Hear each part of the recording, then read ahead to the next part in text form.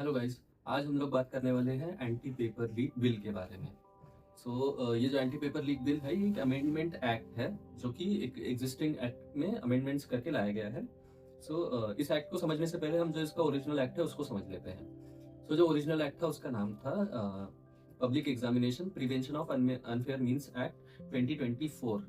ये जो एक्ट है 2024 5 फरवरी को डॉक्टर जितेंद्र सिंह, जो कि मिनिस्टर थे then personal public grievances and pensions के, उन्होंने 5 फरवरी को ये जो एक्ट है ये जो बिल था वो पास किया था एंड लाइक इंट्रोड्यूस किया था। एंड 6 फरवरी को लोकसभा में इसे पास किया।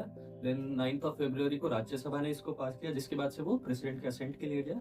एंड फाइनली 25 फरवरी को प्रेसिडेंट ने इसे अपना असेंट दिया। एंड देन 21 जून 2024 को ये जो एक्ट था वो कमेंस हो गया, ये जो बिल था वो कमेंस होकर एक एक्ट बन गया एंड इम्प्लीमेंटेशन में आया। नाउ अगर हम ये देखें कि इसकी जरूरत क्या थी, तो उसकी जरूरत ये थी कि बिफोर 24 48 मेजर पेपर लीक्स हुए थे across 16 states in India. And 2024 में नीट यूजी का पेपर लीक हुआ था। और ये सब रीजन थे जिसकी वजह से सरकार एक प्रेशर में भी थी एंड जो स्टूडेंट्स थे उनका भरोसा उठते जा रहा था एग्जामिनेशन से। सिमिलरली ये जो एक्ट था, जो 24 वाला एक्ट जो था, ये फर्स्ट ऐसा एक्ट था जो सेंट्रल लेवल पे ऐसे एग्जाम्स में जो मैल प्रैक्टिसेस होती है, जो अनफेयर प्रैक्टिसेस होती है, जो इरेगुलरिटीज या इलीगैलिटीज जो भी होती है, उनके ऊपर कोई एक्शन लेने के लिए एग्जिस्ट नहीं करता था, जिसके लिए फाइनली सरकार ने ये एक्ट ये किया, पास किया। जिसका मेन जो पर्पस था वो यही था कि जो भी ऐसे एलिमेंट्स है जो एग्जाम्स में लीक कराते हैं, मैल प्रैक्टिसेस करते हैं, या और भी एग्जामिनेशंस और पेपर्स को लेकर जिस तरह की भी जो क्रिमिनल एक्टिविटीज होती है उसमें इन्वॉल्व होते हैं, वैसे लोगों के अगेंस्ट एक्शन होगा।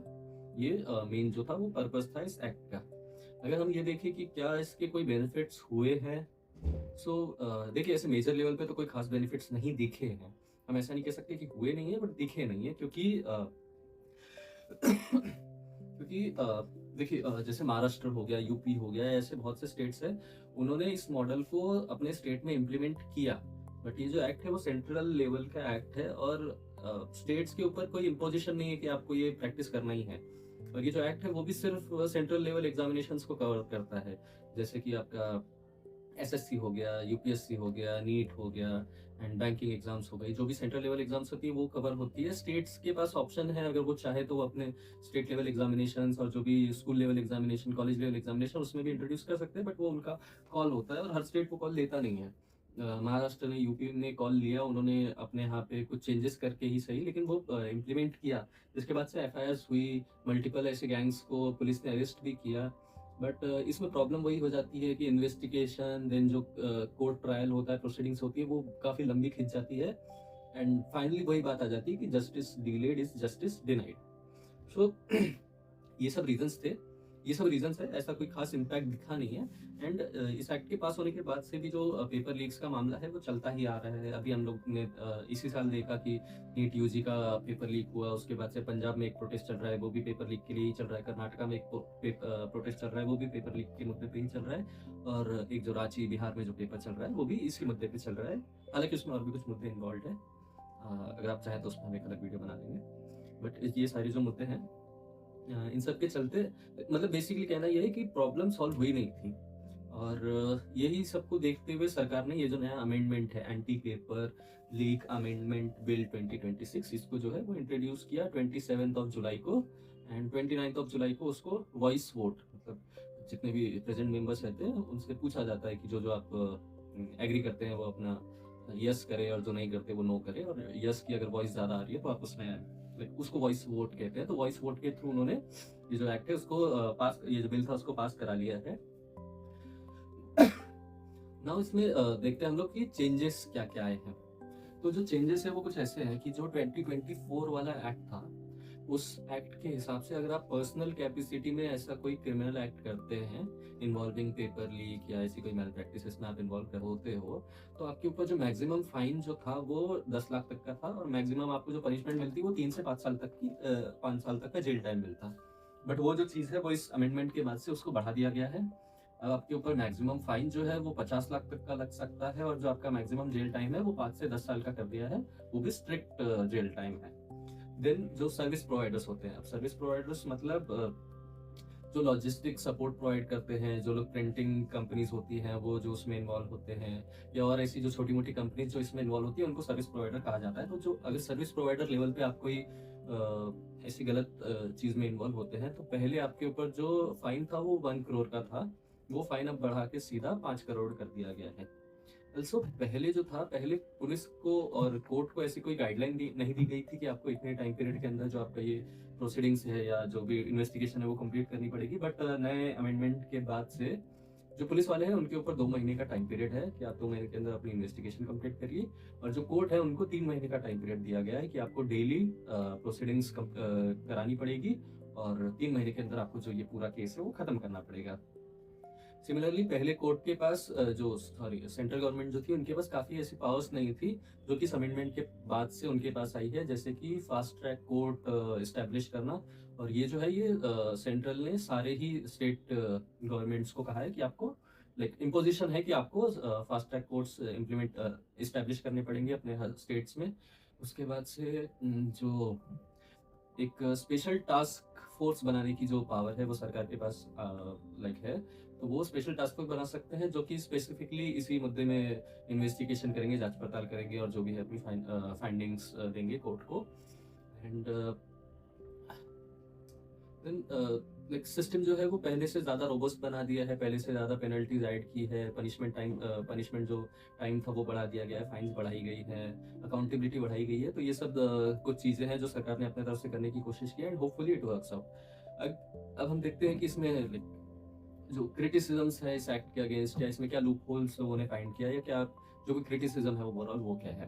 तो पहला जो इसमें क्रिटिसिज्म है वो है कि सरकार ने पनिशमेंट तो बढ़ाई है, लेकिन लाइक जो मेन क्रिटिसिज्म है वो ये है कि आपका जो पूरा फोकस है वो पनिशमेंट पे है, ना कि प्रिवेंशन पे। आपने इस एक्ट में और जो प्रीवियस एक्ट उसके साथ भी सेमी क्रिटिसिज्म था कि आपने पनिशमेंट्स इंट्रोड्यूस की हैं, आपने फाइन्स रखे हैं, बट आपने कोई ऐसा प्रोसीजर नहीं रखा है, या आपने ऐसी कोई बेसिकली आपने ऐसा कुछ किया नहीं है जिससे आप प्रिवेंट कर पाए पेपर लीक्स और ये सब जो मैल प्रैक्टिसेस होती है। इंस्टेड आपका जो फोकस है वो ये है कि जब ये चीज़ हो जाएगी उसके बाद हम पनिश कैसे करेंगे और पनिशमेंट की क्या गाइडलाइंस होगी। सेम इस बार भी है कि लाइक जो अपोजिशन है या जो जनरल क्रिटिसिज्म है जो पब्लिक से आ रहा है वो यही है कि आपका फोकस पनिशमेंट पे ज़्यादा है और प्रिवेंशन पे कम है। दूसरा जो क्रिटिसिज्म है वो ये है कि क्रिटिसिज्म नहीं है, सजेशन है कि जो आपने ये टाइम पीरियड इम्पोज किया हुआ है 2 महीने का पुलिस पे और 3 महीने का कोर्ट पे, तो कहीं इसके चलते जो इनोसेंट लोग हैं वो ना फंस जाए। तो जो आपकी अथॉरिटी है या जो आपका ये जो पूरा सिस्टम है वो इतना कैपेबल होना चाहिए कि वो डिस्टिंग्विश कर पाए कि कौन पनिश करने लायक है और कौन नहीं है, और ये ना हो कि स्पीडी ट्रायल के चक्कर में आप ड्यू प्रोसेस ही फॉलो ना करें। देन एक चीज है कि जो आपका इम्प्लीमेंटेशन का सिस्टम है वो रोबस्ट होना चाहिए, और जो आपका ये एक्ट है वो सिर्फ सेंट्रल लेवल एग्जाम्स पे ही ये करता है, वर्क करता है।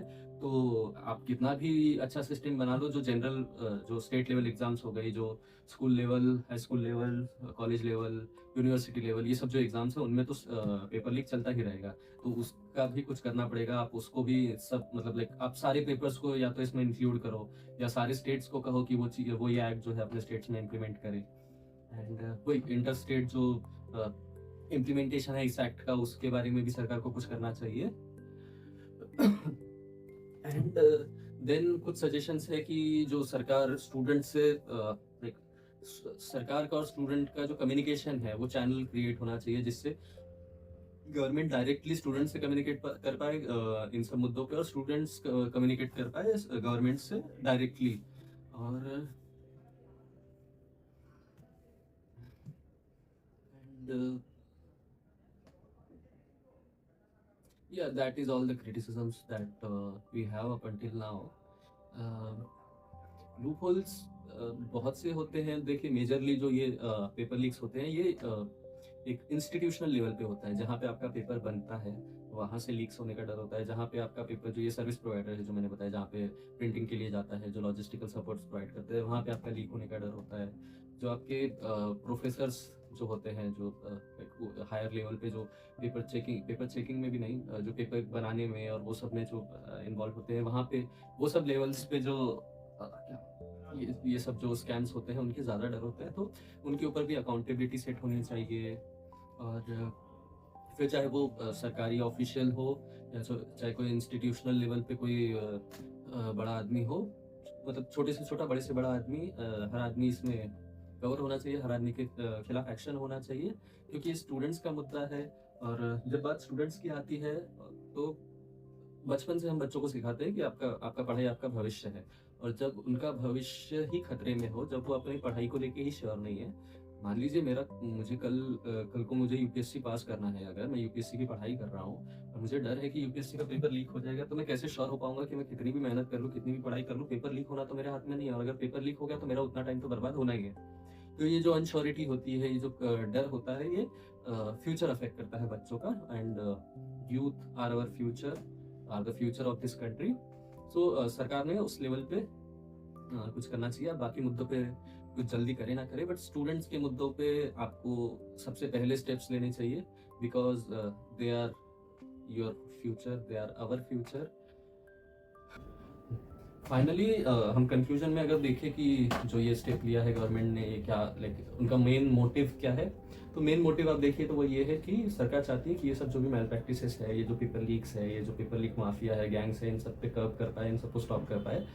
और साथ ही साथ जो स्टूडेंट्स का भरोसा धीरे धीरे इन सब पेपर से उठता जा रहा है, सरकार से उठता जा रहा है, उस ट्रस्ट को वापस से रिबिल्ड कर पाए और रिस्टोर कर पाए।